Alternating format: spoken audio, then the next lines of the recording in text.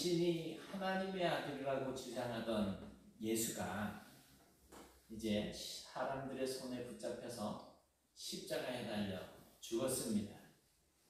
이쯤 되면 예수를 믿고 따르던 사람들이 이제 정신을 차리고 이제 일상생활로 돌아가야 함에도 불구하고 어찌된 일인지 이 사람들이 더 목숨을 걸고 예수는 그리스도라고 전파를 하고 돌아다닙니다. 그런데 이 복음을 듣는 사람들마다 자기의 죄를 회개하고 이제 그 말씀을 받아서 수천 명씩 주님의 품으로 돌아오게 됩니다. 이렇게 하나님의 말씀이 더 점점 왕성해지고 또 예루살렘에 있는 제자의 수가 심히 많아지고 허다한 제사장의 무리들도 이제 이 도에 복종하는 정말 이상한 일이 생겨나게 되었습니다. 그야말로 예루살렘에 큰 부흥의 물결이 일어난 것입니다. 이렇게 성도들이 많아졌는데 죄를 회개하고 예수를 그리스도로 영접하면서 하나님의 백성이 된 사람들이 많아졌는데 교회 안에 문제가 생겼습니다. 헬라파 유대인들과 히브리파 유대인들이 이제 존재하고 있었는데 그 중에 헬라파 유대인들 중에 과부들이 매일의 구제에 이제 빈번하게 빠지게 됩니다. 그래서 히브리파 사람들을 원망하는 일이 생겨난 거예요. 헬라파 유대인들이라고 하는 불리는 사람들은 이방 지역에 거주하다가 명절에 예루살렘으로 올라와서 이제 제자들이 전파하는 그 말씀을 듣고 회개하고 거기에서 신앙생활을 하기 위해서 머물러 있던 사람들이고 이 사람들은 주로 유대인들이 쓰는 히브리어가 아니라 헬라, 그리스어를 쓰고 있는 그런 사람들이었습니다. 이때까지 예수님의 제자들, 즉 사도들이 이제 교회 안에 과부나 고아들 이렇게 어려운 이웃들을 돌보는 그래서 구제하는 일까지도 도맡아서 했었습니다. 12명의 제자들이 그 수천 명 이상 수만 명씩 되는 그런 사람들 이제 구제하고 돌보려니 얼마나 힘들었겠어요. 그러니 어느 한쪽이 소홀히 여김을 받는 그런 경우들도 있었을 것입니다. 그러니까 성도들의 숫자는 늘어나고 제자들의 수는 한정되어 있는데 이 제자들은 하나님의 말씀 전하는 일만 해도 벅찬데 매일 구제에 이제 힘써서 그 일들을 하다 보니까 이제 소홀히 여김을 받은 자들이 있었던 것입니다. 이에 교회에서는 성령과 지혜가 충만하여서 칭찬을 받는 사람들을 7명을 선택을 하게 됩니다. 그래서 이 구제하는 일을 전담하게 합니다. 이 일꾼들이 세워지게 되는데 이 사람들이 바로 우리가 알고 있는 7 집사들입니다. 그 중에 스데반이라고 하는 집사님이 은혜와 권능이 충만해서 백성들 가운데서 큰 기적을 행하고 있었습니다. 하지만 교회를 반대하는 자들이 이제 스데반 집사님을 모함하고 결국 돌로 쳐서 죽이는 일이 생겼어요. 그런데 이렇게 돌에 맞아 죽임을 당하고 있는 이 스데반 집사님이 숨을 거두는 그 순간에도 예수님께 자기의 영혼을 부탁하고 자기를 향해서 돌을 던지는 자들을 위해서 이 죄를 저들에게 돌리지 말아달라고 그렇게 하나님 앞에 기도를 하고 있습니다. 이 사건을 계기로 이제 예루살렘에 있는 교회가 아주 큰 박해를 당하게 됩니다. 그리고 모든 성도들이 유대와 사마리아와 모든 땅으로 흩어지게 됩니다. 이들이 이렇게 흩어져 가게 된 지역에 이제 두려워서 벌벌 떨고 있어야 될 사람임에도 불구하고 이들이 가는 곳마다 교회들이 세워지는 거예요. 오늘 본문에 소개되고 있는 안디옥 교회도 그렇게 핍박을 받아서 흩어진 사람들이 그곳에 가서 예수가 주라고 하는 이러한 증거를 함으로써 이제 세워지게 됩니다. 비록 유대인들이 예수를 믿는 그리스도인들이 핍박을 받아서 흩어졌지만 복음과 은혜로 불붙은 그들의 그 뜨거운 가슴을 이제 누구도 식히지 못하고 베니게와 구브로와 안디옥까지 이르러서 유대인뿐만이 아니라 헬라인들에게까지 복음을 증거하게 되었습니다. 그리고 그렇게 복음 전파의 사명을 감당하고 있는 그들에게 주님의 손이 함께 하심에 수많은 사람들이 믿고 주께 돌아왔다라고 성경은 기록해 주고 있습니다. 그렇다면 하나님께서 예루살렘 교회에 어려움을 주신 이유가 뭘까요? 이들이 그렇게 핍박과 환난을 피하여서 유대와 사마리아와 모든 땅으로 흩어지게 된 이유가 뭘까요? 왜 그럴까요? 이유는 간단해요. 예루살렘과 온 유대와 사마리아와 땅끝까지 이르러 내 증인이 되라고 주님이 명령하셨는데, 이분들이 예루살렘에 모여서 서로의 구제하고 성도들이 교제하고 말씀을 듣고 은혜를 받아 충만하기는 했는데 복음 전하는 일을 등한시한 거예요. 아마 하나님께서는 그들이 땅끝까지 나가서 복음 전도하는 일을 감당하게 하기 위해서 믿지 않는 자들, 교회를 반대하고 예수를 이단으로 취급하는 이 사람들의 악한 마음을 이용해서 온 땅으로 흩으신 것입니다. 우리가 하나님의 말씀대로 순종하지 못하면, 내가 비록 신앙생활을 한다고 교회 안에 머물러 있고 내가 비록 하나님의 말씀대로 산다고 하지만 이 하나님께서 우리에게 주신 이 명령대로 따르지 않는다면,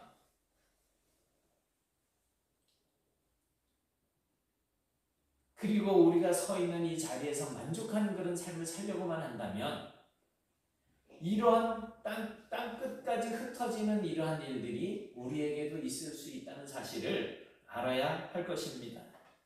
하나님의 뜻은 우리가 생각하는 거기에만 머물러 있는 것이 아니기 때문에 그렇습니다.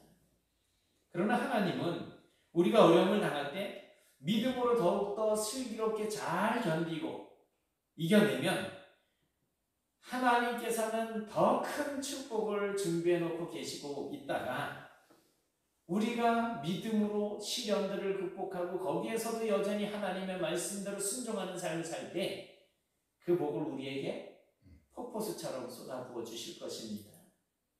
어떻게 보면 우리도 이 의미에서 흩어진 사람들이에요. 모든 땅으로 흩어진 사람들입니다. 그러므로 이제 가정이나 직장이나 여러분들이 속해 있는 그 삶의 터전 사회로 돌아가면 흩어진 교회로서의 몫을 제대로 감당할 수 있어야 될 것입니다. 오늘 본문 22절에 보면 예루살렘 교회가 안디옥 지방에서도 이제 복음이 증거되었다라고 하는 이 말을 듣고 바나바를 그곳으로 파송을 합니다. 이 말씀이 우리가 생각하고자 하는 주요 요점이 됩니다. 하나님의 교회는 부흥되어야지 됩니다. 그것이 하나님께서 바라시는 것이기 때문에 그렇습니다. 먼저는 여러분들이 죄를 회개하고 하나님 앞으로 돌아서는 영적인 부흥이 필요해요. 그리고 여러분들이 또 가지고 있는 그 불같은 뜨거운 이 복음의 열정을 품고 나가서 내 가족들, 내 이웃들, 친구들에게 복음을 전하는 것이 필요합니다. 강건하게 데려다가 내 집을 채우라고 하신 그 명령을 우리가 기억하실 필요가 있습니다.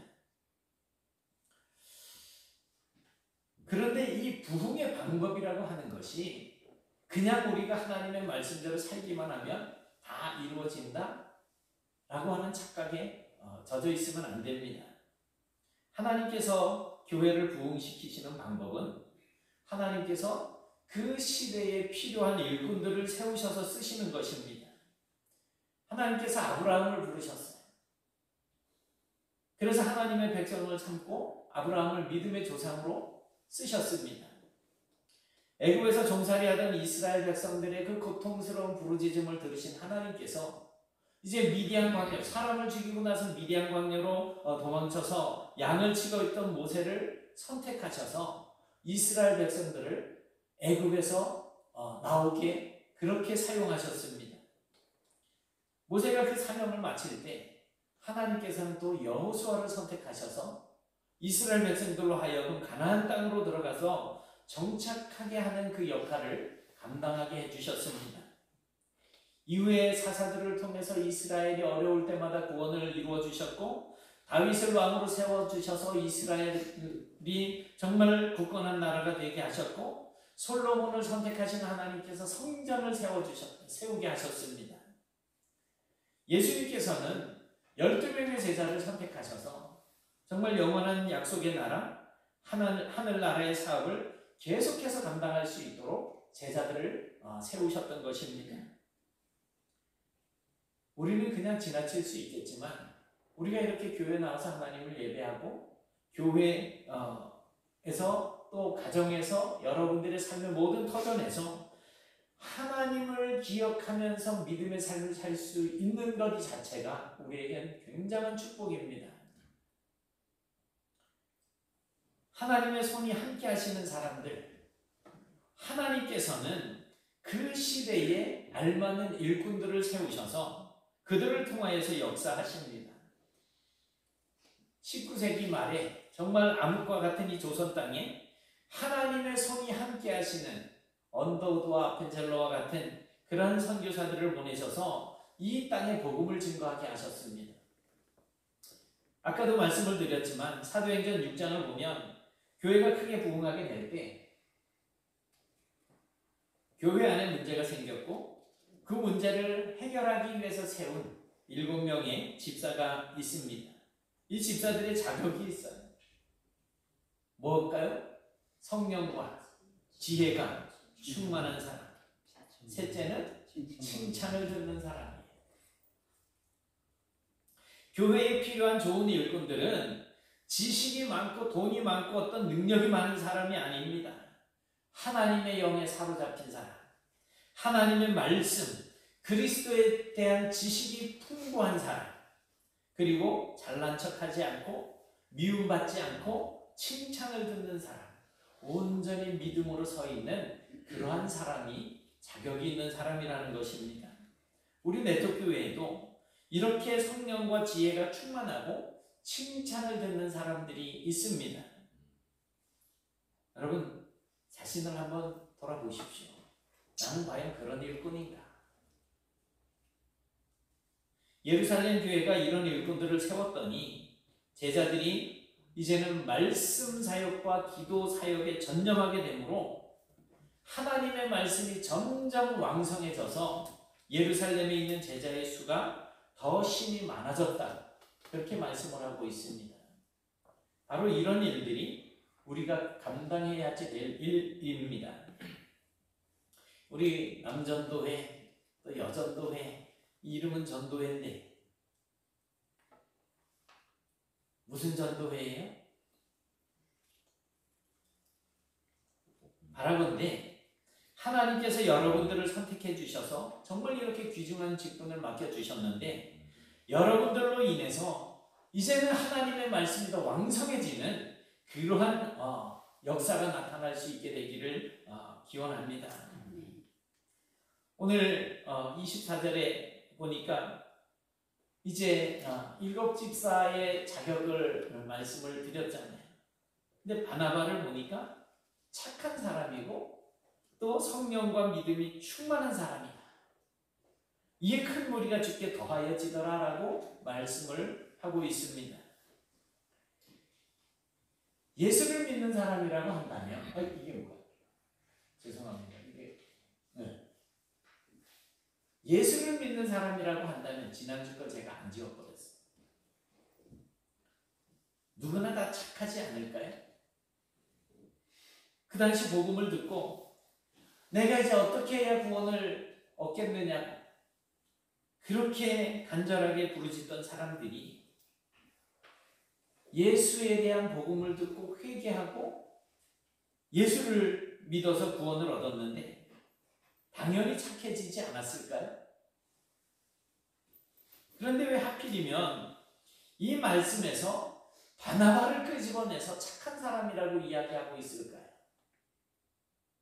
아마 아나니아와 삽비라와 같은 착하지 못한 사람들이 있었기 때문이 아니겠습니까? 이 바나바라고 하는 사람에 대한 이야기는 사도행전 4장에도 나오고 9장에도 나옵니다. 먼저 4장 36절 37절에 보면 바나바에 대한 소개가 나오는데, 바나바라고 하는 이름은 위로의 아들이라는 뜻입니다. 교회의 필요를 채우기 위해서 자기의 밭을 팔아서 이제 사도들 발 앞에 내놓았어요. 바나바는 주께서 피 흘려 세우신 교회, 하나님의 백성들의 모임인 이 교회를 위해서 물질을 바르게 바칠 수 있는 그런 사람으로서 착한 사람이라는 것입니다. 두 번째로 사도행전 9장을 보면 신약의 역사 가운데 없어서는 안 되는 훌륭한 기록이 있습니다. 그것은 교회를 핍박하던 사울이 이제 예수를 만나서 예수에 대한 오해, 자신의 그 오해를 버리고 오히려 예수를 위해서 살아가는 바울이 되는 역사가 기록이 되어져 있습니다.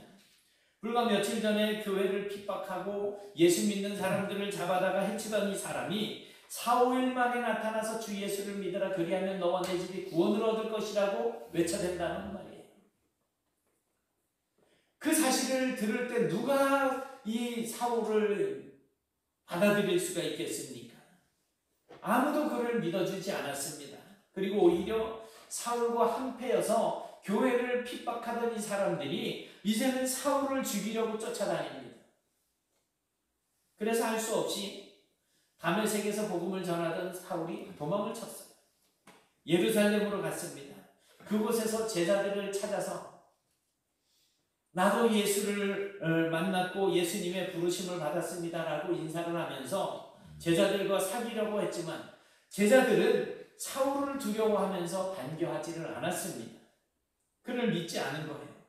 그런 상황에서 바울이 부르심을 받은 이 사실을 바나바가 나서서 중재함으로 사도들이 사울과 함께 예루살렘에 출입하면서 복음을 전할 수 있게 됩니다. 그런데 우리가 바나바를 착한 사람이라고 소개한 것에 대해서 좀 더 생각을 해봐야 되겠습니다. 왜 바나바는 그렇게 밭을 팔아서 교회에 드리고 사울이 바울이 된 것에 대해서 그렇게 적극적으로 변호를 해준 것일까? 창세기를 보면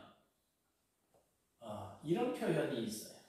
하나님께서 세상을 창조하시고 날마다 이제 하나님의 마음을 표현한 단어가 나타나고 있는데 바로 좋았더라라고 하는 표현이에요.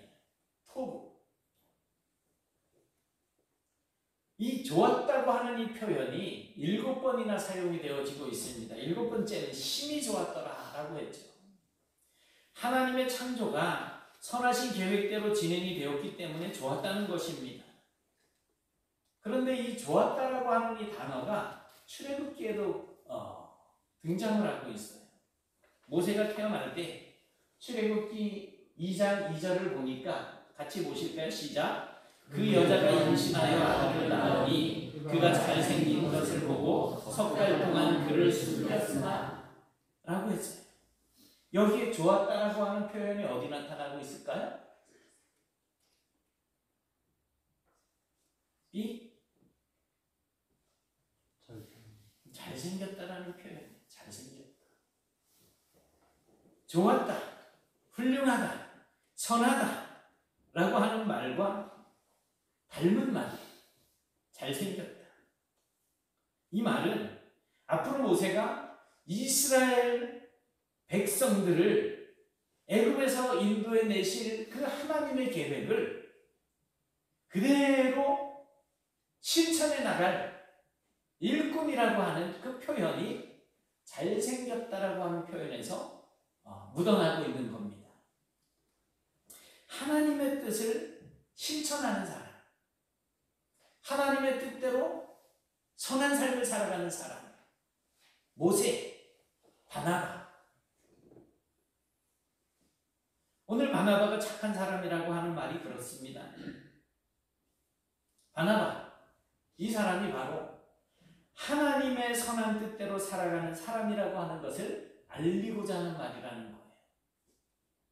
오늘 저와 여러분이 이렇게 착한 사람, 잘생긴 사람,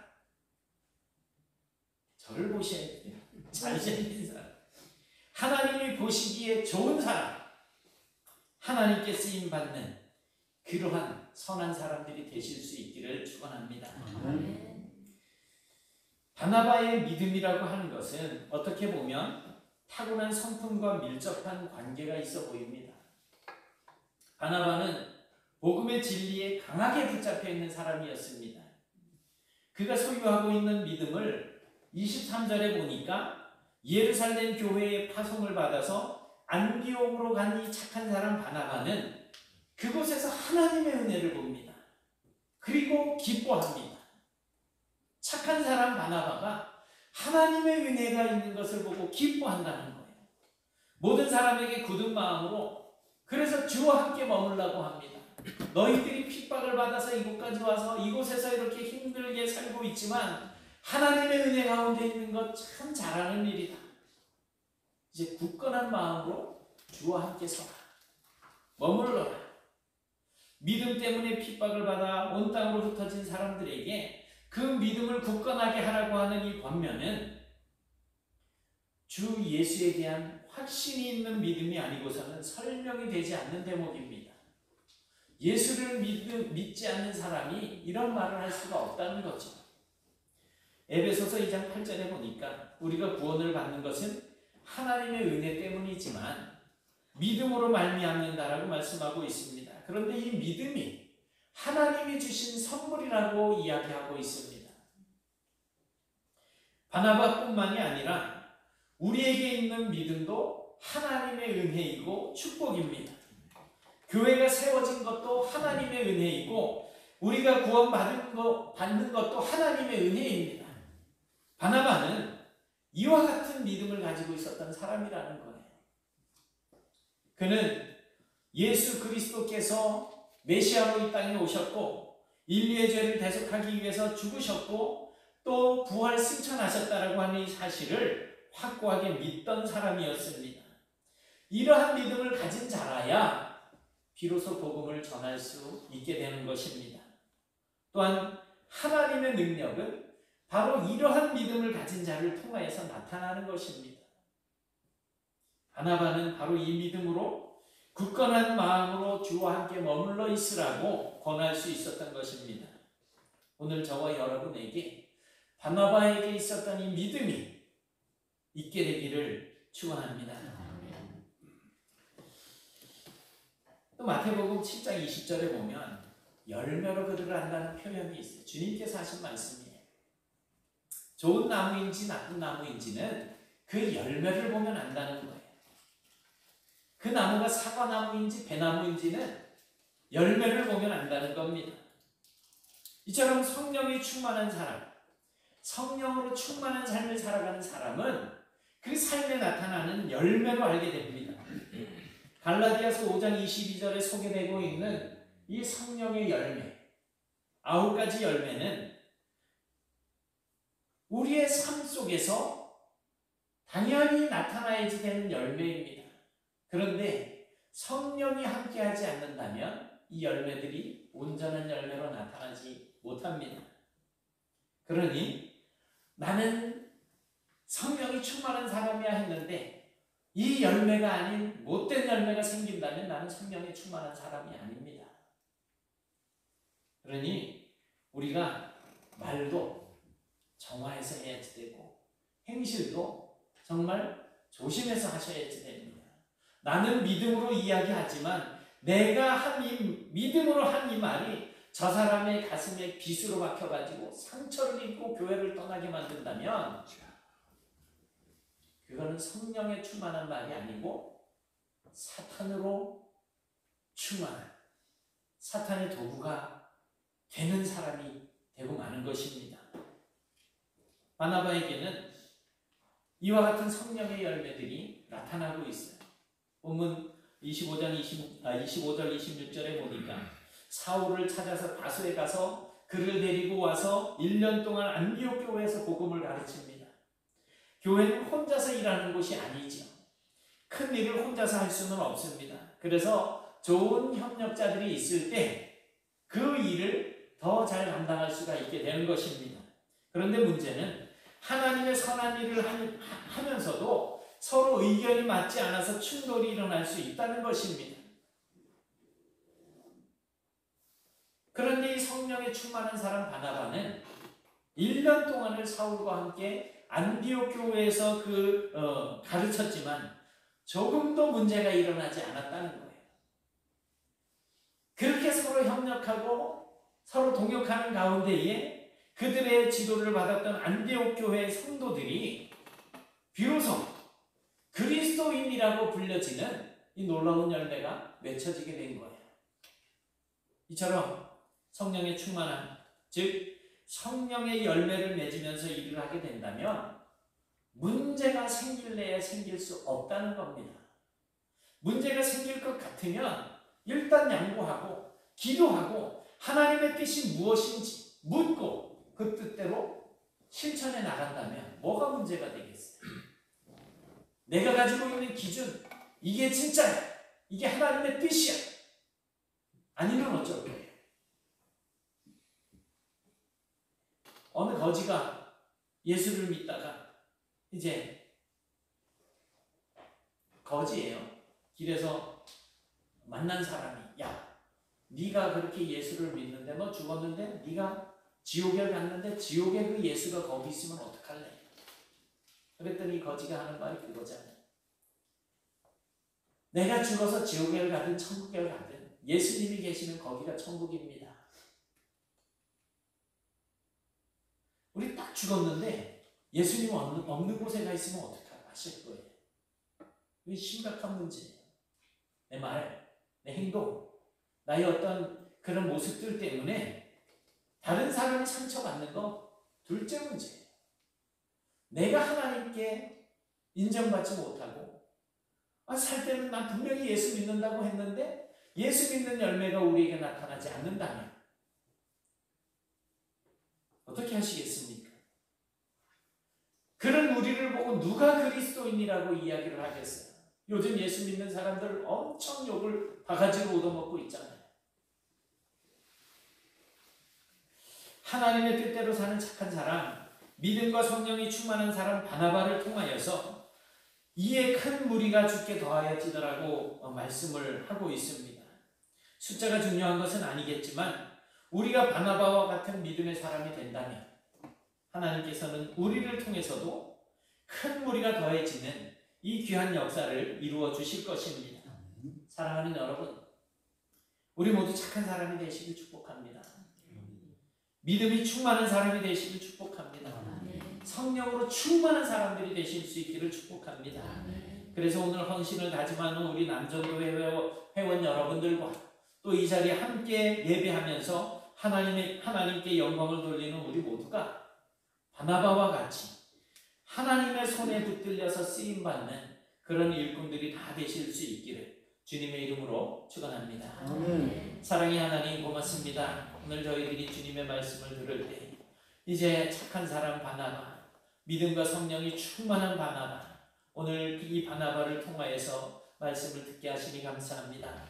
하나님, 저희들이 믿음과 성령이 충만한 삶을 살게 하시고 무엇보다 하나님의 뜻을 알고 하나님의 뜻대로 살아가는 착한 열매를 맺으며 살아갈 수 있는 저희들이 되게 해주셔서 온전히 하나님의 손에 붙들림 받아지고 하나님의 손에 의해서 쓰임받는 일꾼들로 사용하여 주옵소서. 저희들을 통하여서 교회가 더 왕성해지게 하시고 또 믿는 무리들이 더욱더 그 수가 많아져 갈 수 있는 은총들도 베풀어 주시옵소서. 예수님 이름으로 기도드리옵나이다. 아멘.